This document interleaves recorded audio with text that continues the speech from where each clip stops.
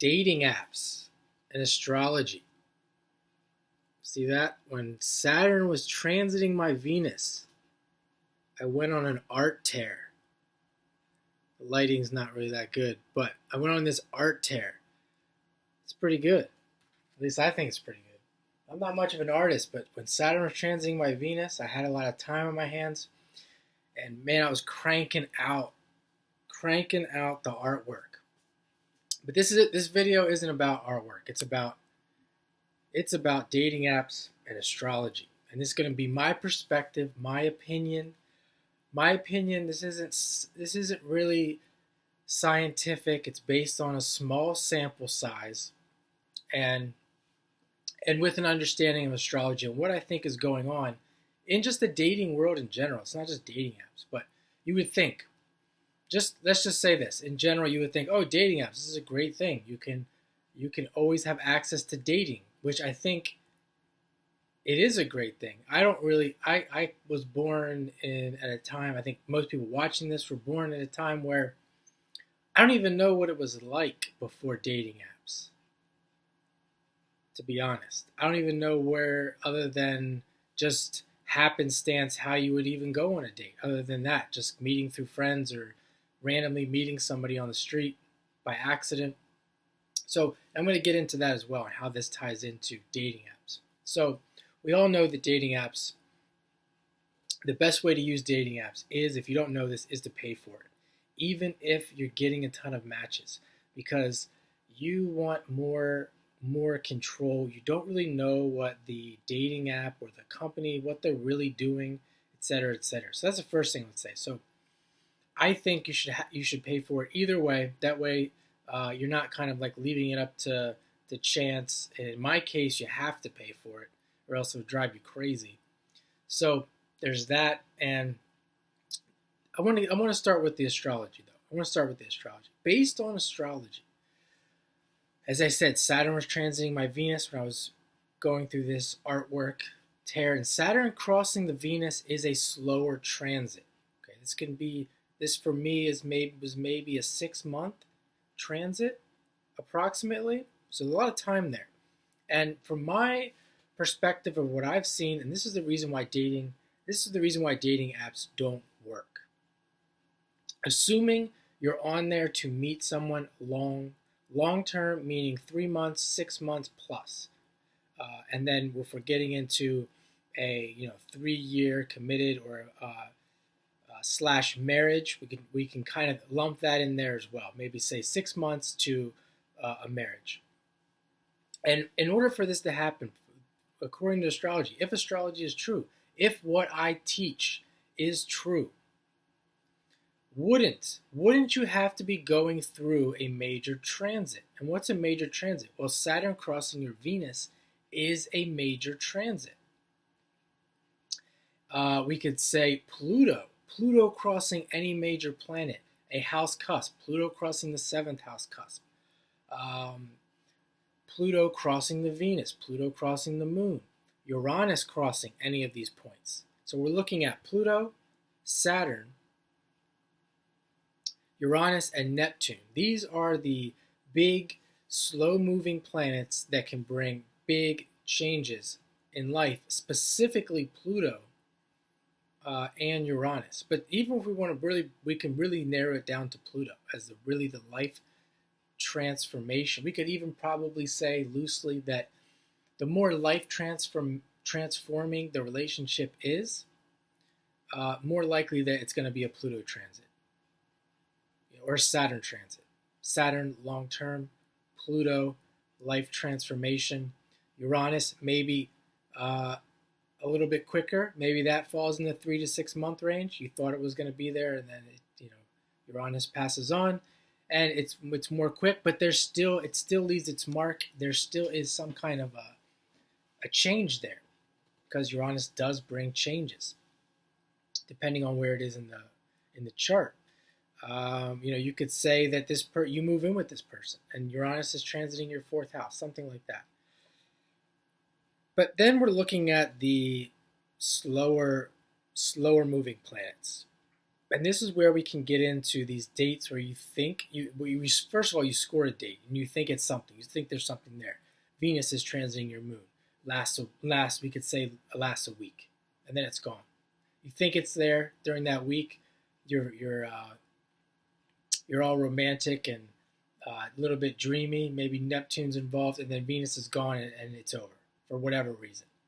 I'm not going to get into my own personal stories here. I'm not going to get into the specifics. I'm trying to be as general as possible and really make my point that this is the reason why dating in general, quote unquote, doesn't work. Okay? Because dating does work sometimes, just like anything else.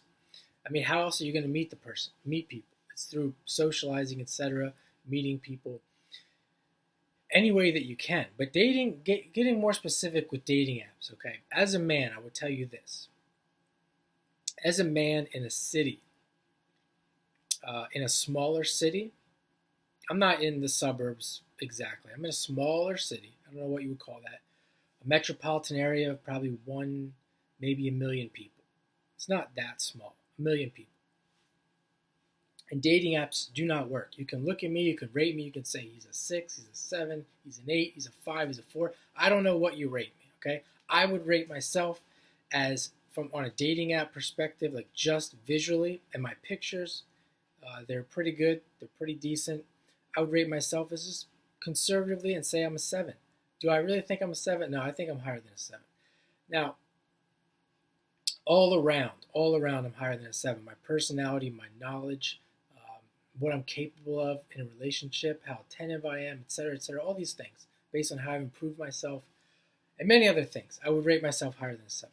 But people don't really know that when they're looking into a dating app. You have to meet them in person, etc. But here's the thing: as I said, as a man in a spot of around a million people, it is very difficult to even get a date with what I would call as a female, also just in that 6 or 7 range. I'm not even talking about above a 7, 6 or 7. Even in a lower than that, it's that difficult. Okay, in a bigger city, it's not. It's say bigger city meaning like metropolitan area of a few million to 6 million, like Philadelphia, Washington D.C., Dallas, Texas.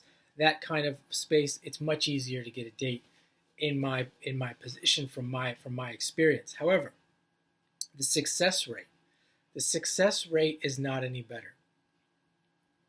I have talked to women in these major metropolitan areas that have gone on dates, I think the one said 8 dates in 2 weeks. I don't even know how that's possible. 8 dates in 2 weeks, and it didn't work out.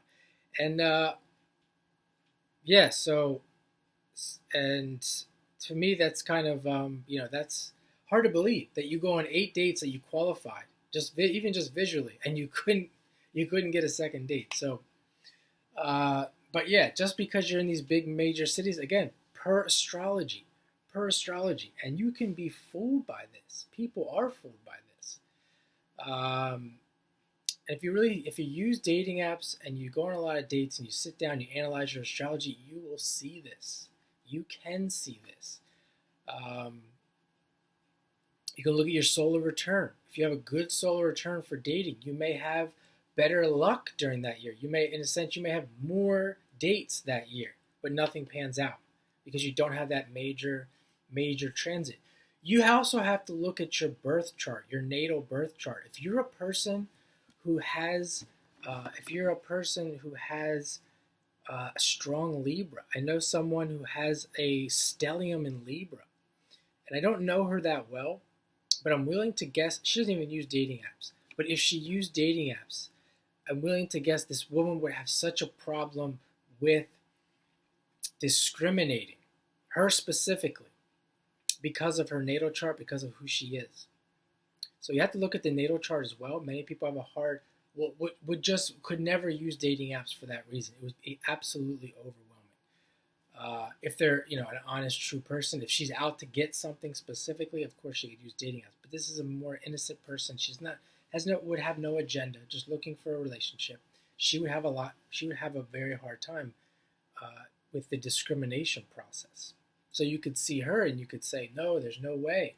There's no way she's easily going to get into a relationship. And you have to look at it from the two people, a genuine relationship that they want to be together, they genuinely like each other, and I'll go even a step further from an evolutionary spiritual standpoint. Their lives have to come together to make sense. To make sense. Not what they think, not what I think and what the other person thinks as is going to move their life along, but what the creator thinks. And that's how this works.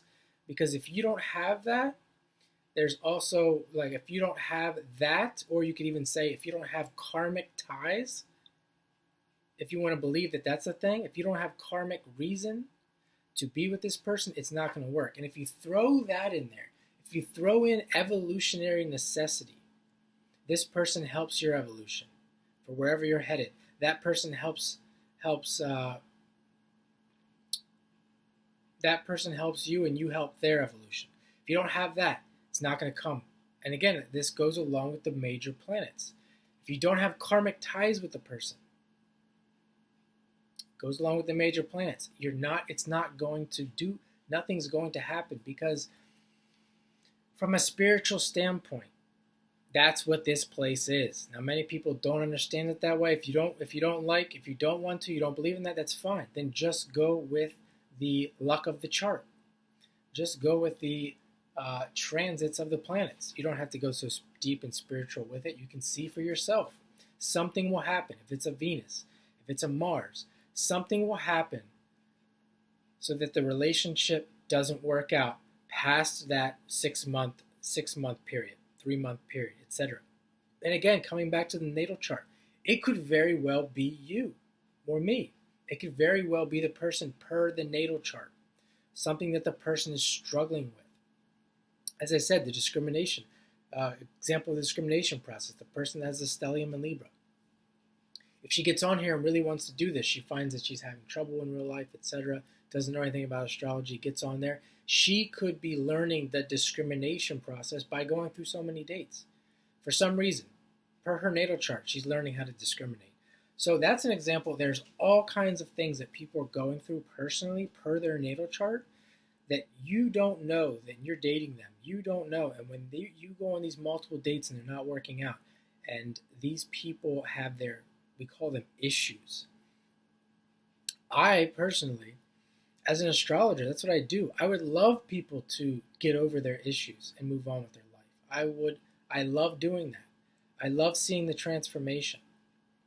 However, that's not really how it works in real time. I say unfortunately, because that's my perspective. But again, I'm not the creator. That's not how it works in real time. Everyone has their own story. Everyone has their own natal chart. And I want to get into, I probably should have mentioned this before, because I have seen people where they get on dating apps and it works. It works right away. They one or two dates, they found the person that they're marrying. My last roommate did this. He has Jupiter in Libra. They both had Mars in Cancer. And I think he was a Sagittarius moon and a sun in Aquarius, and she was a Virgo stellium. Like, per astrological natal chart, I don't know how it works. I didn't really get that deep into it, but I don't really see that relationship being like this great compatible relationship. However, it worked, and they went in, they got, barely dated at all on these apps. And I've seen that many times too. And I will say that it does seem like that. If you get on dating apps and astrology, a person may get on a dating app or start dating a lot because they think they have this feeling that they're going to meet the person, right? And then they go through that big transit, and then it's done. They meet the person, it's over. And then you have another person who, basically you have the two extremes, maybe. I guess there's people that are in between, but specifically talking about this person who meets someone and says, oh, dating apps work because I met this person. It's kind of like cold approaching people. It's like someone says, well, I approached my husband or my wife, and it just worked out, so you should do it too because it works. Well, we don't know what's going through their astrology, and we also don't know what their birth chart looks like. And the people that I'm talking about specifically that met each other, they could be talking about issues per the natal chart. Their issues could potentially be only worked out together and not alone. So that's another reason why these people could come together. So I hope you enjoy this video. I hope it makes sense. I could talk, as you could probably tell, this video is not edited or cutted. I could talk for probably an hour on this topic because I find it fascinating, because I've used dating apps extensively, and I'm a person who consistently goes through failure in the life. So it's not just dating, it's other things as well. And I find all of this very fascinating from a scientific standpoint and from the standpoint of what is going on, what is truly going on here on Earth.